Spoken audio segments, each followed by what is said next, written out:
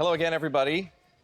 We continue our program this afternoon with a conversation that, as you can see here, is entitled Building a Portfolio for the Long Term, but I've taken the liberty of retitling it because I think it helps explain better what we're trying to do up here on stage, which is building a mindset for the long term. And if you think about it in that sense, I think both you and our panelists will appreciate, I hope, this approach a little bit better.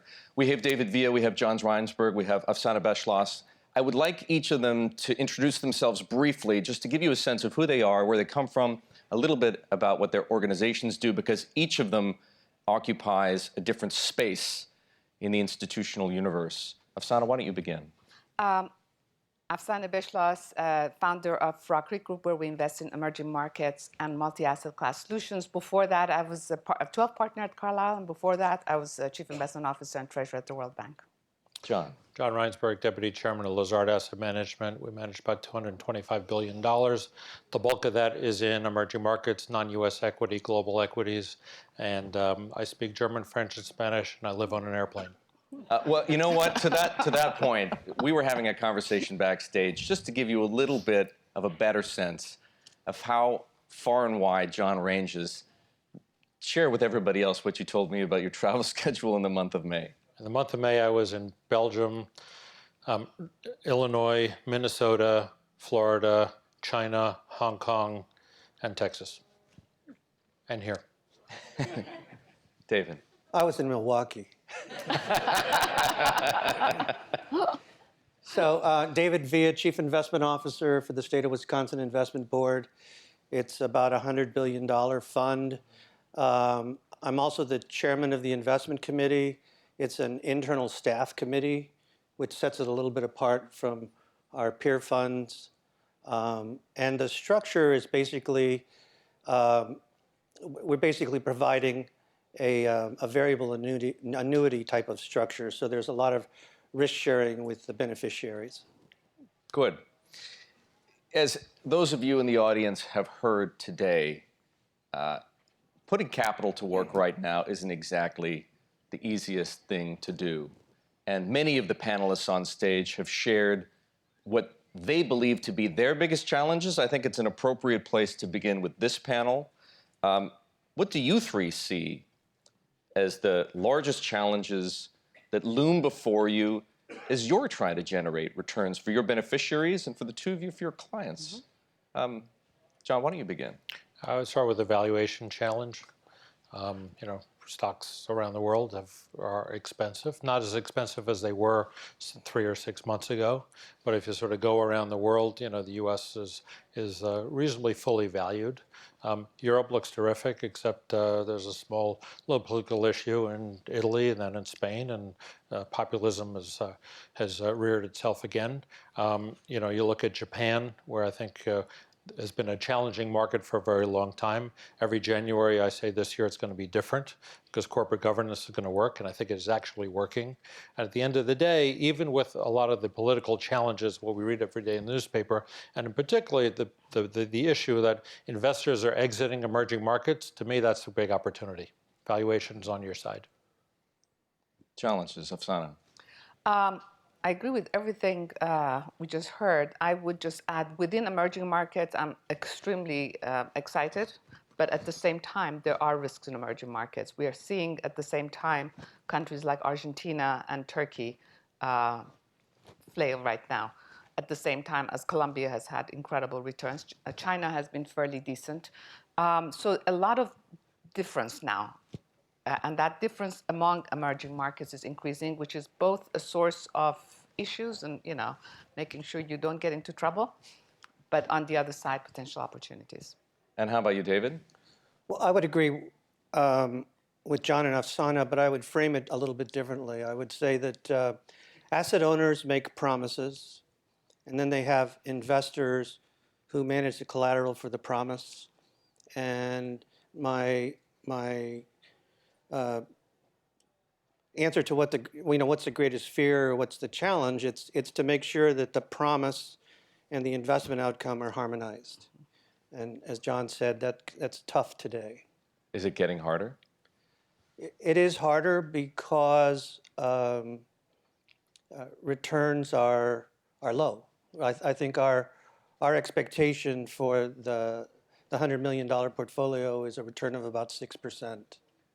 And yours is quite a diversified portfolio. It's a very You diverse. have domestic equities, international equities, you have fixed income, you have alternative strategies. That's, Yeah, that's quite a dismal outlook. And Well, when I say dismal, I mean in practical terms. Yeah, our promise, again, the promise we make in Wisconsin is to allow retirees to retire in dignity. So we're not that bad off because it's a modest promise.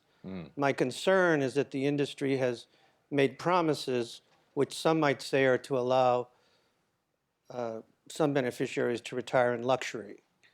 So a promise that allows people to retire in dignity, achievable, one that allows people or tries to allow people to live in luxury, much harder to achieve. So David has a problem or an opportunity, depending on how you look at it, that is unique, at least on this panel.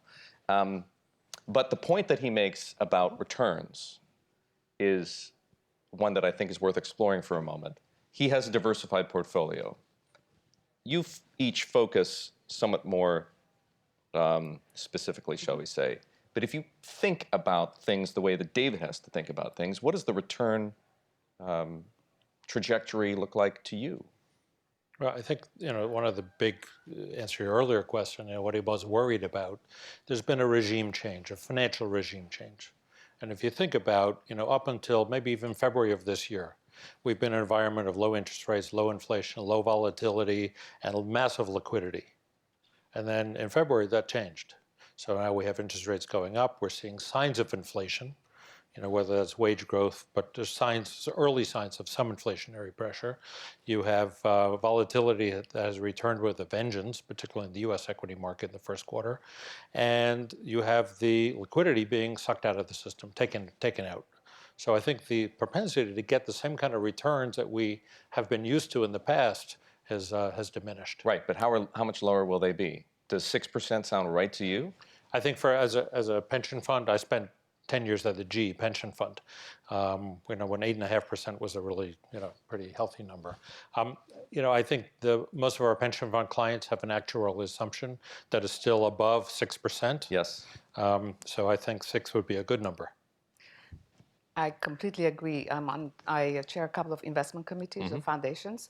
And obviously, you want to make the 5% plus inflation, which will be very challenging. And going back to David's point, I was sitting with some friends who run endowment, sort of the IV endowment and sort of the top performing ones. And if you look actually over the last 10 years, which were pretty good, the numbers are not as astounding as you would think. So if I extrapolate from the numbers that I saw to the future, I would really worry about even making a 6%. If you have a widely not concentrated portfolio. So if we may, let's explore for a moment why that's the case. We talked a bit about, John, you mentioned, and I think all of you concur, that equity valuations are high, and there probably isn't a single person in the room who would take the other side of that argument. What about the rest of the asset classes in which you operate, in which you invest? There's corporate credit, there's sovereign credit, including treasuries and perhaps agencies as well. There's, if you like, we can throw commodities into the mix, real assets. What are your thoughts? Which is there? I don't think we have the time or the luxury of being able to take a tour through all of those asset classes, but any thoughts that spring to mind as you consider the investment universe and the challenges and opportunities it presents? Sure. If you take a very low-cost indexed public market solution, you get 5%. If you add private equity, private real estate, you get 6, maybe 6 and a bit. And then if you take hedge funds, what we do is we create a portable alpha, and we put the hedge funds on top, active risk on top. We have a non-consensus view that we think that active management is an opportunity of the lifetime. So you put that on top, and you get to 6.5, 6.8. And we discount the liability at 5%. So for us, it works. I think if you have a discount rate of 7 or 8%, it's a challenge. I think moving on beyond the traditional equity asset class, I think there are two that come to mind. One is global convertibles, where you sort of have the ability to arbitrage between one and the other. And the other is emerging market debt, where whether it's in emerging market debt itself or whether it's in emerging market corporates, the yield itself is giving you that 5%. In our multi-asset class portfolios, where we're looking across everything, I would say the two areas that complement what we just heard are private credit, so long as it's not leveraged, and we're starting to venture from the US into Europe, and that we think is really interesting, sort of in the 10 to 12% return, which is not bad if it's not leveraged. And then I'm personally very excited about venture and how we will invest in technology in future. It will be through venture, but maybe through other ways. Investing in what is disrupting our lives and what you've been talking about all day today here. And what about the flip side? What seems to you similarly overvalued, perhaps to a point where it shouldn't attract or lure much of your capital? I think U.S. equities is starting to get there. Either of you? I'd say the same. Well, I think equities are close to just fine. I think if I get a real return of 4% and I get a dividend yield of 2%, and I add in non-U.S. currencies and emerging, I get a nice return somewhere around 7-8%. Add a little active management to that. The problem is with the fixed income. So we're being taxed pretty heavily by the monetary regime that's still in place across developed markets. So returns are 100 to 200 basis points lower than they should be on the fixed income side. So if you take 7%, let's take 8. Let's say take 8% plus 2%, that gets you to 10. So your return's going to be somewhere in the neighborhood of 5%, just starting out index public markets. Then you can add these other strategies, which are accretive and have very attractive returns. But in a $100 billion portfolio that requires some liquidity, there's a capacity constraint. So just about everyone who has been here on the stage today faces the same task that you do, the need to commit capital and find opportunity and generate some return over the long run. I'd like to know a little bit more about what's informing your investment decisions. What are some of the most prominent fundamental themes or theses that contribute to the approach that you take, the decisions that you're making? Afsaneh? I think I would say there is sort of a good investment process that's pretty rigorous, where we look, we have teams that are looking at stocks bottom up in local markets, and that's sort of one form of doing your due diligence. Another is really how do you look at multi-asset class and the sorts of things we've talked about. Where I think things are changing, shifting again, not to sort of dwell too much on technology, is how little investment management has yet been affected by the changes in technology, I think, and how much opportunity there is. Even in a group like ours, we're already using machine learning, we're using AI to develop more interesting products that it's been only maybe 2 years, so you shouldn't really exaggerate the potential for return. And those will go away because I think these tools will become very widely used across pension funds directly, sovereign funds, and money managers, not just the super quant ones, but more generally. And the use of technology more generally, it used to be that data people got data, analysts analyzed it, and then you sort of made your decisions, whatever your investment process was. I think that's getting very disrupted in the sense that all of that data is starting to come in a very different way. And we're finding that we're spending much less time on that and much more time in thinking about the themes and thinking about the actual investments, but also making sure, and I heard somebody talk about that earlier today on one of the panels, is making sure that data is correct because Garbage in, garbage out. Exactly. So that I think is a little bit of a challenge still. How about you guys? Themes or theses I think that are informing what you do? Sure. Even with markets that have elevated recently. I still think if you look at the equation as to what financial anomaly are you trying to exploit, you're always going to find opportunity. I'll give you a few examples. So, most companies, many investors believe there's a natural life cycle. Companies start in infancy as they mature, and they all fade at the same rate. But they don't all fade at the same rate. So if you can find companies that have the ability to compound cash flows at for a longer time frame than most investors think, that's an arbitrage opportunity right there. The second was investing in restructuring. So many investors are afraid of restructuring. They want to see it halfway done before they're willing to go in. So, but that's the opportunity. You have to be a contrarian. The same thing, look at mispriced stocks. So I think there's always opportunity. It's just a question, there are these anomalies you need to exploit. I was wondering if for any of you it comes down to, when I say theme, perhaps I had in my mind things that you hear around like, oh, we need to be paying more attention to what the millennials are doing and how they're different from us, or populism and anger, is a theme that is driving behavior, and of course that affects companies and economies.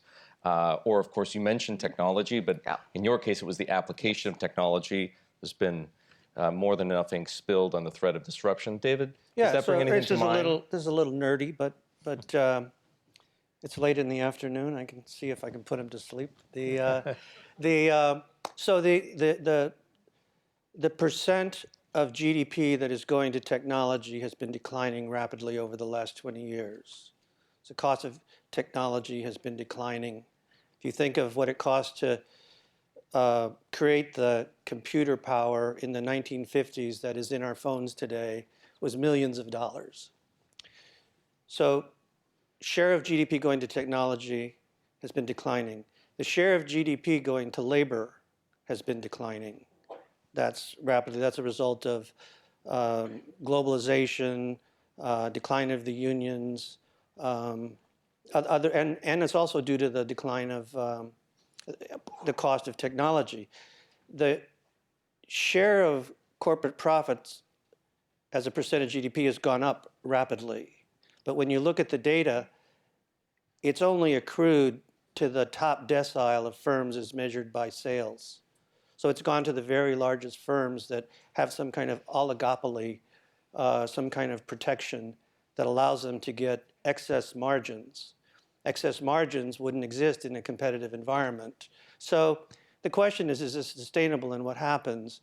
And I think thematically there's a big opportunity in disruptive smaller companies. I think the mention of venture capital is an example that I would be looking for ways to invest in disruptors that are going to take these excess profits away from these very big companies and shift them back into a more competitive environment. We're trying to work out how that would happen, but I think that's an example of a theme. So how would you do it from a state pension plan? How would you just allocate more to venture capital, or? Well, that's one of the steps. We've actually passed legislation to get an exemption from FOIA, the Freedom of Information Act, that an exemption for venture capital so that we can get access to higher quality venture capital firms. So that's related to the theme. I think going down market in buyouts, so doing lower middle market buyouts, trying to find firms that might be disruptive. So, but again, this is early stages, and it comes out of we have a research task force, and this is just an example of a theme that they've come across. I mean, you mentioned populism, so I'll sort of take that a step further, sort of in a thematic sense. There's been a movement, it's the anti-globalization movement, which is populism is a part of that. And my view is just the opposite. Globalization is not that; it's just being redefined. And it's being redefined in the old-fashioned view of globalization as the movement of steel and aluminum and other products around the world. And now we're talking about technology and digitization. And if you think about, money is still flowing around the world. Cross-border flows are huge. Global M&A is enormous. You look at like Takeda just bought Shire and Walmart just bought Flipkart. So, that continues. And then you have the, digitization or globalization of so-called even education, of knowledge with Coursera and online education. Now, whether Amazon is trying to disrupt that or not, that is a whole other question. But so I think globalization is, very much alive, and I think that's sort of clearly a long-term theme. It's really interesting. I would just throw in also one big theme that you've also talked about in the past, which is ESG and impact. Yeah. And normally when you say that word, and David and I were talking about that earlier, a lot of eyes glaze over and they assume it means no return. But I think there are really good themes within ESG, and we talked about a couple of them before the session started, such as emerging market health, such as clean energy in many countries, where you actually do get the same returns, if not more, and you do good at the same time. Some education companies, the right education companies Sure. that actually do good. So that is, I think, a huge theme. And going back to what you said, young people really care about those kinds of themes. It's sort of still a generational shift going, because the people who are still making decisions about investing are not those young people. But as that changes, there could be a major disruption there too. Part of the reason I ask about these themes, if you will, is because I want to know how important it is, and I'll ask, how important is it doing what you do to have a macro overlay? I think it's critical, but maybe that's just my upbringing and where I worked and being in Washington. But for example, if post-2008, if you did not know what the Fed is thinking about and you just wanted to ignore what the regulators were thinking about, you might not have made as much money. So macro depends, even if you want to, let's say you're a really good stock picker in a particular small country and you're really good in bottom up, if that country is getting destroyed by its leaders or having some major disruption, whether it's volcanic, natural disaster or other, it's a problem. So I have this constant intellectual debate between the left side and the right side of my brain, because on the equity side that I'm responsible for, we're bottom-up stock pickers. So we focus on balance sheets and income statements. And the macro is a factor, but it's not a very big factor. You're just looking for good businesses. Right. On the fixed income side, macro is the key factor. And you, David? Macro is really hard, and it's volatile, and being early is indistinguishable from being wrong. So I think it's important, but you have to have a blend of bottom up and top down, because the top down can be really, really frustrating when the market doesn't follow the path that you think it should. So this takes me to another place, which is this. Over time, and certainly over the longer period of time you look at, the more this becomes the case, investment returns are supposed to pave over bumps in the road. We know in hindsight, however, and you mentioned 2008, it's a good example, that getting in and getting out or changing your allocation at the right time can have a huge, dramatic impact on returns. So I would like to know how much time and attention you give, all of you, to hot button issues at any given time. The ones now would be trade tensions for sure, rising interest rates, you mentioned that, John. Recession risk we could throw in there, that's come up today. Gradual but obvious buildup of credit excesses. These are things that every investor in this room is thinking about. But how much do you think about them, and what do you do about them? David? Well, my canary in the coal mine, or my leading indicator, is the issuance of CCC debt. So I follow that very, very closely. I look at the issuance every Friday. Actually, I look at it on Monday because it comes out on Friday. I look at the number of bonds that have 1,000 basis points of yield, and I look at the new issues and the ones that go off the list. I track that really, really closely because I believe that gives me about 36 months lead time for the next financial train wreck. The tax reform, especially the corporate tax reform, has really clouded that, because there's actually now a penalty for the most leveraged firms where I think if you're at 7, 8, 9 times leverage, there's no longer as much gain. There's actually a penalty for that excess leverage. So the ability to track the triple C issuance has declined dramatically, and it's become harder to track. But that's where I, as a CIO who's spending a lot of time trying to figure out what color should the carpet be and what's the logo on the business card, to the extent I have time to think about investing. It was a joke. But to the extent that I have time to think about investing, I pay a lot of attention to the lowest quality tranche of credit, because I believe that's a leading indicator. So before we get to John and Afsaneh, on the point that you just made, assuming that it still proves useful, this level of triple C issuance, you figure you have 36 months before the next crisis, and over that 36-month period of time, it's a long time, 3 years, you would do what? Well, I would start to become liquid, and I would start to de-risk. And I wouldn't do it very quickly because I have 36 months. I think many investors jump in too quickly and de-risk ahead of the next financial crisis. If you study the issuance of triple C debt as it related to energy, you'll see this very, very clearly. The thing that makes this a little harder is that in 2016, when the bubble burst in energy, and specifically in the credit area, the triple C area, interest rates were zero. So the correction wasn't as bad as it normally would be. So I would say from 2016, if we take that as the peak of issuance, 2017, 36 months from sometime in 2017 would be, I'd be starting to de-risk as we get closer to that 36-month, if I didn't see a catalyst sooner. I tend to spend my time focused on more finite factors, and one of them is concentration. So you take a look at the concentration risk. In the US, 50% of the S&P 500 represents 50 stocks. Didn't used to be that way. In the non-US world, 50% is 132 stocks. And you break that down one step further, it's all about technology. So technology in the US as a percent of market cap has gone from a roughly 18% to roughly 25. That doesn't include Amazon and others, so we could probably take it to 28. In Europe, we've gone from 3.5 to 5. In Japan, interestingly, when NEC in 1985, and when I talk to millennials, they don't know what NEC is, but NEC was the largest single semiconductor company in the world, and today very few people have heard of it.